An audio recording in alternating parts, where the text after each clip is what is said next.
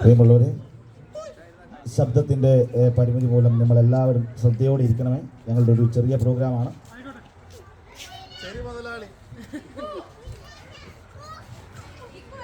കലകൾ എന്നും മനുഷ്യ മനസ്സിന് സന്തോഷത്തിൻ്റെയും ഒപ്പം വൈകാരികമായ അനുഭൂതിയുടെയും ഉറവിടമാണ്. കഴിഞ്ഞ കുറേ ദിനരാത്രങ്ങൾ ഉറക്കമില്ലാതെ ഇരുന്ന് രചനയും സംവിധാനവും നിർവഹിച്ച ഒരു ലഘുഹാസ്യ ആവിഷ്കാരം ഞങ്ങൾ നിങ്ങൾക്കായി അവതരിപ്പിക്കുകയാണ്. ഇതിലെ കഥാപാത്രങ്ങളും കഥയും തികച്ചും സാങ്കല്പികം മാത്രം എന്ന് പറയാൻ കഴിയില്ല.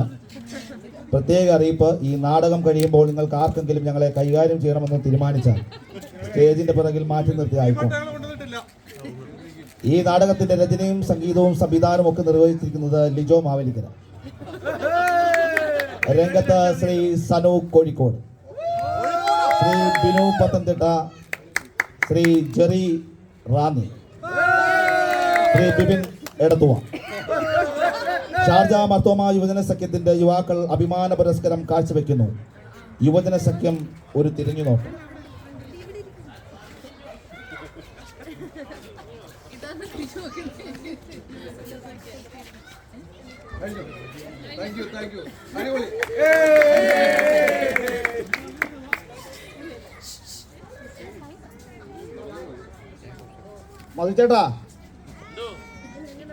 മധുചേട്ടാ, ഇതിന്റെ പൈസയുടെ അഡ്വാൻസ് ഞാൻ അവിടെ കൊണ്ട് തന്നല്ലോ. ഈ പരിപാടി എങ്ങനെ നടത്തുന്നു എനിക്കറിയത്തില്ല. ഇതെങ്ങനെയും ഒന്ന് നടത്തി കിട്ടാൻ വേണ്ടി ഞാൻ ഒറ്റയ്ക്ക് കിടന്ന് നെറ്റോട്ട് ഓടുക. ഒരു കൂപ്പം പോലും ഇവന്മാരൊന്നും എടുക്കുന്നില്ല. പള്ളി മൊത്തം പിരിവുകാരുടെ ബഹളമാണ്. ഞാൻ ഹാർവസ്റ്റിന് അവിടെ കിടന്ന് വട്ടം കറങ്ങി ഒരുത്തം പോലും ഒരു കൂപ്പിന് എടുത്തു. നിങ്ങൾ വരുമ്പോഴേ ബൊക്കെയായിട്ട് കുറേ എണ്ണം എയർപോർട്ടിൽ കാണും. എൻ്റെ കൂടെ പോരണം. എൻ്റെ വീട്ടിലെ താമസിക്കാവുള്ളൂ. അതിന് വേണ്ട സൗകര്യങ്ങളെല്ലാം ഞാൻ ചെയ്തിട്ടുണ്ട്. അച്ഛാ, കൂപ്പൺ എടുത്താണ് അച്ഛൻ? 500-ന് എത്രത്തിന് എടുത്തേ? 5000-ന് എടുത്തോ? 3 പേർക്ക് കയറാവേ. അച്ഛനും വേറെ ആർക്കും 2 പേരും കൊണ്ടുവരാം. മോനെ മക്കളെ വാടാ.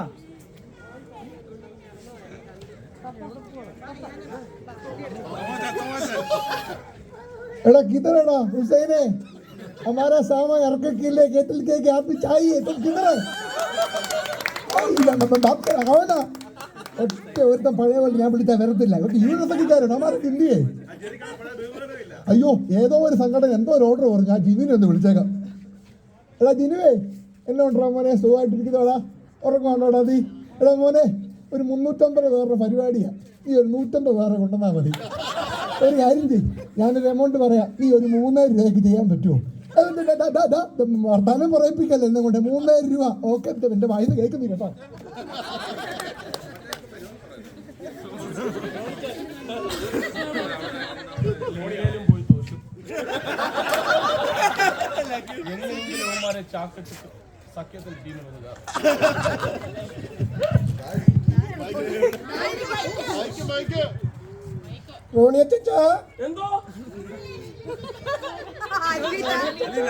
ഇപ്പൊ കമ്മിറ്റി പറഞ്ഞു ഒഫീഷ്യൽസ് കളിക്കണ്ടെന്ന്.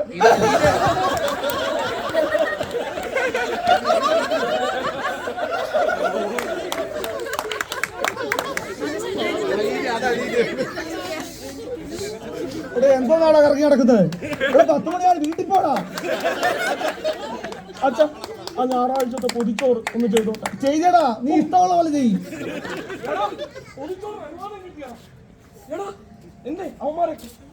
എടാ നീ ഒന്നും പോയില്ലേ ഇതുവരെ? ആര് പറഞ്ഞ പൊതിച്ചോറിന്റെ കാര്യം? എടാ ഞാൻ അറിഞ്ഞിട്ടില്ലല്ലോ. എടാ അവന്മാരെല്ലാം പ്രശ്നം ഉണ്ടാക്കുന്നു. വേണ്ട, പരിപാടി നടക്കത്തില്ല. പോടാ ഇവിടുന്ന്.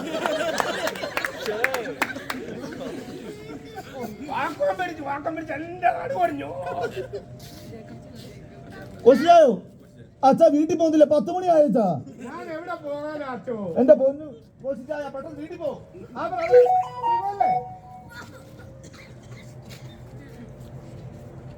കഷ്ടങ്ങൾ സാരമില്ല, കണ്ണുനീർ സാരമില്ല, നിത്യതേജസിംഗനമോ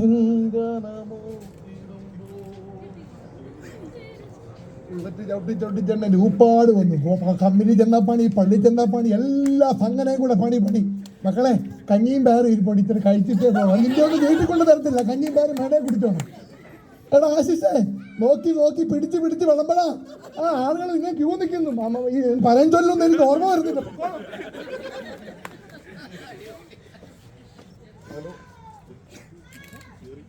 തിരുമണി സിനോട് കഴിഞ്ഞാണോ?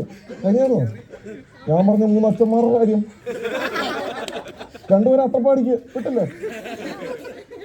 ആ മനസ്സുവച്ചനെ ഒന്ന് ഷാർജയിലേക്ക് ഒന്ന് വിട്ടേക്കണേ. ഒരു ചാപ്പിളിനെ കൂടെ ഇങ്ങൊന്ന് ഇട്ടേക്കണം. ഒരു നിമിഷം തിരുമേനി. 23-ാം തീയതി ഇവിടെ എല്ലാം സെറ്റാണ്.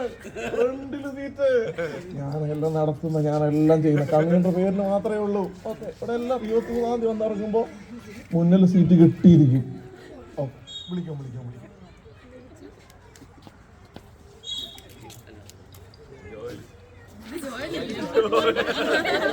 ഇല്ല, സ്വത്രാഴ്ച ഭയങ്കര കുറവായിരുന്നു. എന്തു വന്ന ആൾക്കാരൊക്കെ ഭയങ്കര കുറവാണല്ലോ. യുവൻസഖ്യത്തിന്റെ ഇന്നത്തെ ലേലമൊക്കെ ഞാൻ നോട്ട് ചെയ്ത് വെച്ചിട്ടുണ്ട്. ഓഡിറ്റിങ്ങിന് എൻ്റെ അടുത്തോട്ടാണ് വരുന്നത്.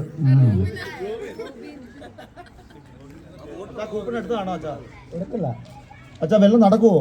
ഒന്നും നടക്കത്തില്ല. നീ പള്ളി ചുറ്റും നടന്ന് വിരിക്കുവാണെന്നാണ് നാട്ടുകാർ പറയുന്നത്. മോനെ, എന്റെ കൗണ്ടറിന്റെ സാധനം എല്ലാം ആരാണ്ടൊക്കെ എടുത്ത് കളഞ്ഞു. ഞാൻ ഇവിടെ ഒറ്റയ്ക്കേ ഉള്ളൂ. ഇവിടെ മൊത്തം നടക്കുക. ഒരുത്തരും ഒരു 1000 കൂപ്പൺ എടുക്കാൻ പറ്റും? പറ്റുന്നില്ല. ഒരു 500-ന്റെ എടുക്കത്തില്ല. അച്ഛാ, കെട്ടുതാലി പണയം പറ്റി പരിപാടി നടന്നു വരുമോ? ഒഫീഷ്യൽസ് ഫ്രീയാ. അച്ഛാ, എങ്ങനെയാലും ഒരു 100-നെങ്കിലും എടുക്കത്തില്ല. അച്ഛാ, 100-നെങ്കിലും എടുക്കച്ചാ. അച്ഛാ, ഈ പള്ളിയിലെ ആൾക്കാരോട് ചോദിച്ചു മടുത്തിയാ.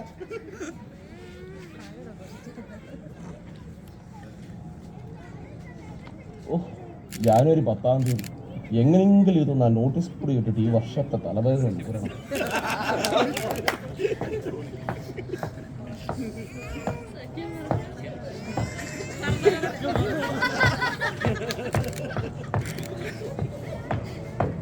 വല്ലാത്ത ഒരു തിരിഞ്ഞോട്ടം തന്നെ.